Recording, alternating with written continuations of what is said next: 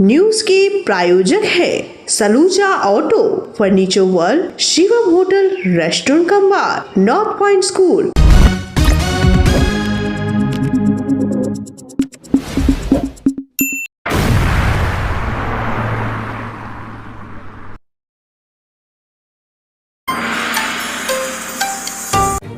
नियामतपुर गोलीकांड की जांच तेज, जावेद बारिक हत्याकांड में फॉरेंसिक जांच शुरू। इस हत्याकांड में अब तक कुल 3 गिरफ्तार।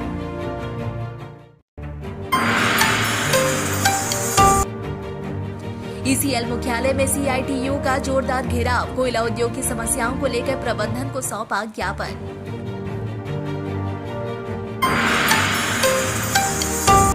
कुल्टी थाना अंतर्गत नियामतपुर में जीटी रोड धंसने से लोगों में दहशत, प्रशासन ने किया बैरिकेडिंग कर मरम्मत कार्य शुरू।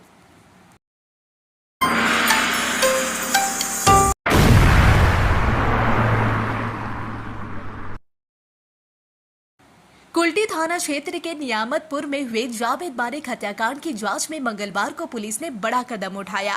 कड़ी सुरक्षा और निगरानी के बीच घटनास्थल पर फॉरेंसिक टीम ने जांच शुरू की। मौके पर भारी संख्या में पुलिस बल की तैनाती की गई थी ताकि जांच प्रक्रिया सुचारू रूप से पूरी हो सके।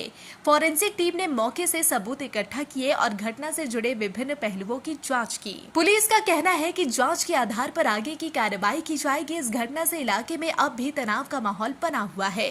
कुल्टी थाने के नियामतपुर फाड़ी की पुलिस ने नियामतपुर गोलीकांड मामले में जलपाईगुड़ी से 2 और लोगों को गिरफ्तार किया है। गिरफ्तार आरोपियों के नाम फरनाज और फरनाज की वाहन चालक फैजल है।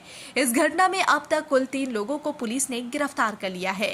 गौरतलब है कि शुक्रवार रात कुल्टी थाना क्षेत्र के नियामतपुर रहमानपाड़ा में अज्ञात बदमाशों की गोलीबारी में आसनसोल नगर निगम के एक अस्थायी कर्मचारी जावेद बारिक की हत्या कर दी गई थी।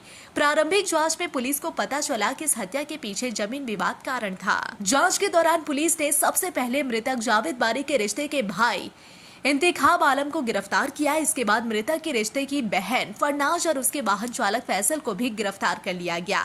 इस तरह अब तक इस हत्याकांड में कुल 3 गिरफ्तारियां हो चुकी है।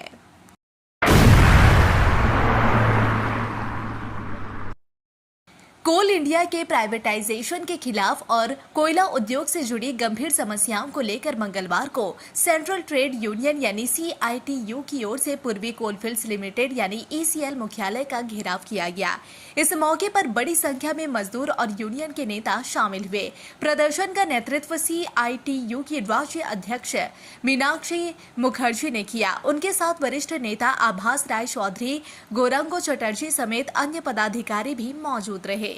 प्रदर्शन के दौरान मजदूरों और नेताओं ने कोल इंडिया के प्राइवेटाइजेशन को मजदूर विरोधी कदम बताते हुए इसका कड़ा विरोध किया।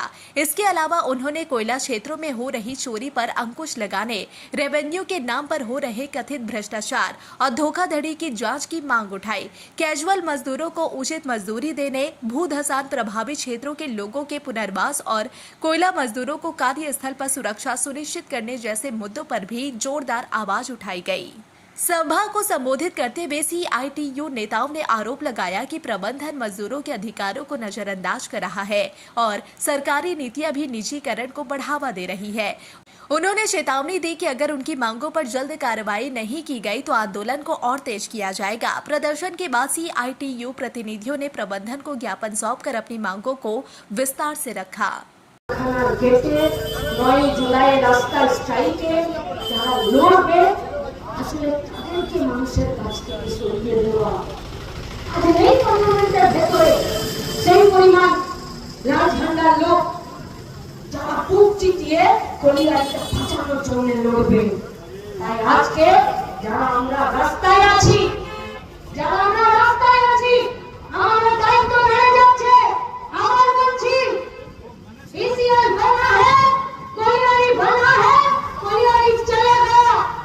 मजदूरों का खून पसीना से और मजदूरों का खून पसीना यूं ही नहीं बहता है। जब मोटरी माथे पर उठाते हैं तब जाके पसीना निकलता है। आज पर माथाয় ভারী কয়লা নিয়ে বইতে পারি তো ईसीएल के বাঁচাতে পারি। তাই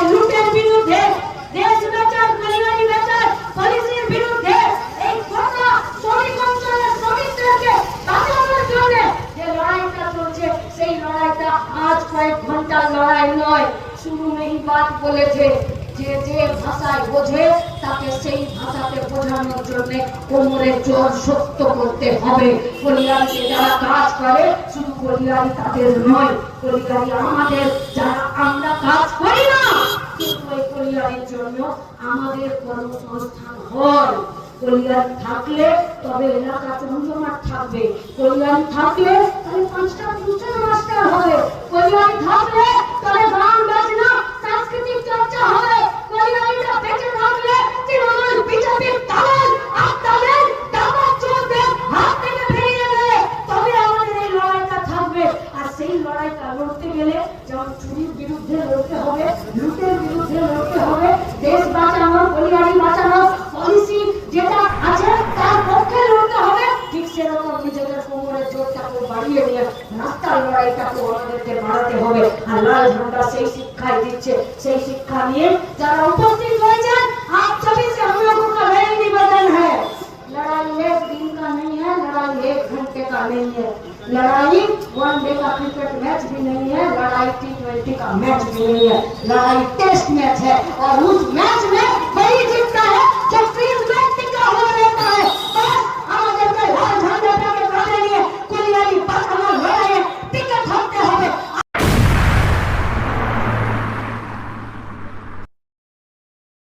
कुल्टी थाना क्षेत्र के अंतर्गत नियामतपुर स्थित सेंट थेनी स्कूल के समीप जीटी रोड के किनारे सड़क धंसने की घटना से स्थानीय लोग दहशत में है।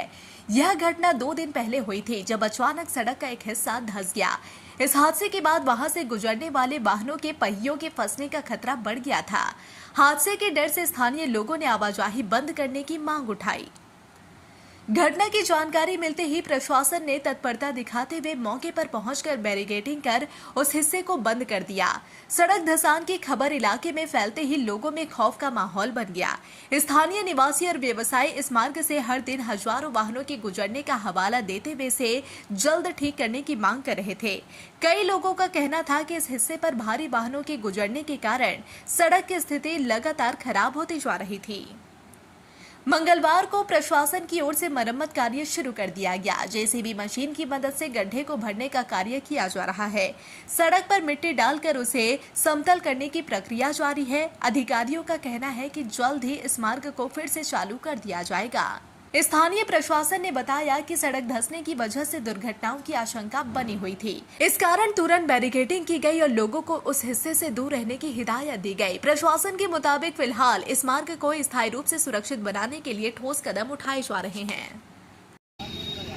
देखिए, यह तो बहुत पुरानी बात है और हम लोग सुने हैं कि यहाँ के जो लोग थे, पुराने लोग बताते थे, हमारे फादर वगैरह बताते थे कि यहाँ कोयलरी था, कोल माइन था, सीढ़ी खाद था, अंदर में अंडरग्राउंड कोयलरी था। और ये नबी नगर, लक्ष्मीपुर, फिरदौस नगर, ये सब पूरा कोयलरी इलाका है, नीचे में सुरंग है, खदान है। और उसी का कारण अभी इस साल जो वर्षा हुई है, वर्षा होने का कारण ही धंस हुआ। और ये बहुत ही माने किसी भी वक्त कोई भी हादसा हो सकता है, बड़ा से बड़ा घटना हो सकता है। और ये आने वाला दिन में ये संकेत है, इससे बड़ा घटना हो सकता है। उसके लिए अलर्ट होना होगा। PWD अपने तौर पे काम कर रही है, बालू पैकिंग कर रही है, लेकिन ये टोटल जिम्मेदारी ECL का पड़ता है, ईस्टर्न कोलफील्ड लिमिटेड का जिम्मेदारी है। ये लोग फिलिंग नहीं करते हैं। हम लोगों भी ने देखा, आप लोगों ने देखा होगा कि बालू बैंकर होता था। बैंकर में क्या होता था, बालू पैकिंग किया जाता था, जहाँ से कोयला निकाला जाता था वहाँ बालू पैकिंग किया जाता था। लेकिन यहाँ पर कोयला निकाल लिया गया है, लेकिन पैकिंग नहीं किया गया। अगर बालू दे दिया जाता तो ये धंस नहीं होता। आज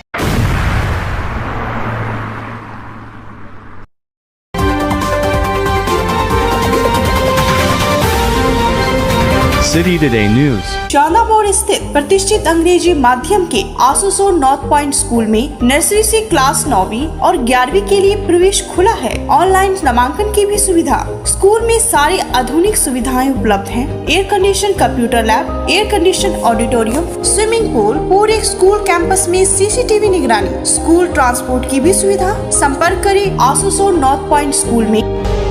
নতুন বাড়ি কি করে সাজাবো বুঝতেই পারছি না, পেয়ে গেলাম thank you furniture world.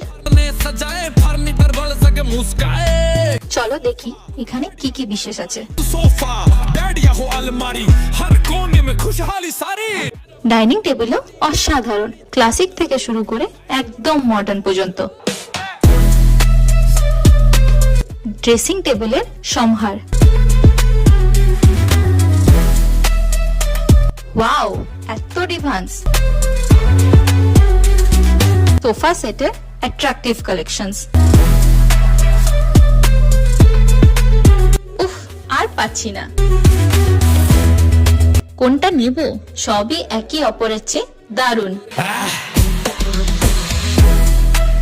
Furniture world, আকর্ষণীয় ফার্নিচারের দুনিয়া। न्यूज के प्रायोजक है Saluja auto, furniture world, Shivam hotel, restaurant cum bar, north point school.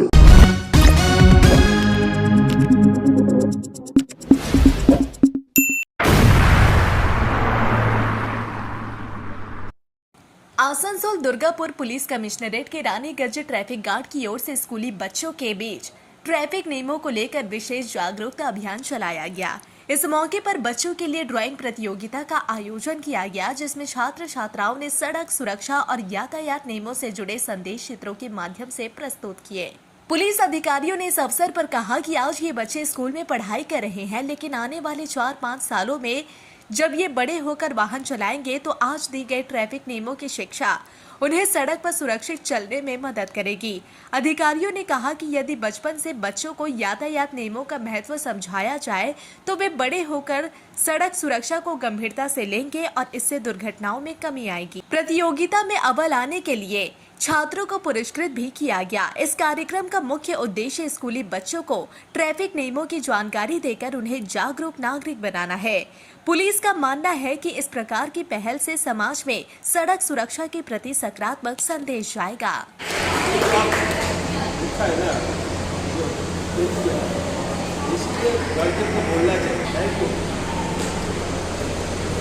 देखिए, ये तो हम शुरू आसनसोल में नहीं है, सारा पश्चिम बंगाल में 1 तारीख से शुरू हुआ ये safe drive safe life campaigning.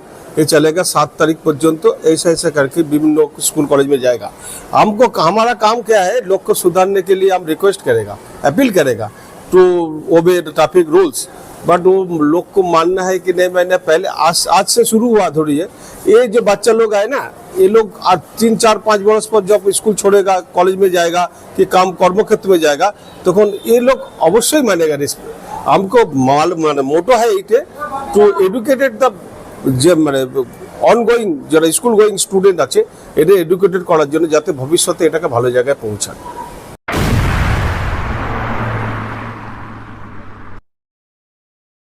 News के प्रायोजक है Saluja auto, furniture world, Shivam hotel, restaurant cum bar, north point school.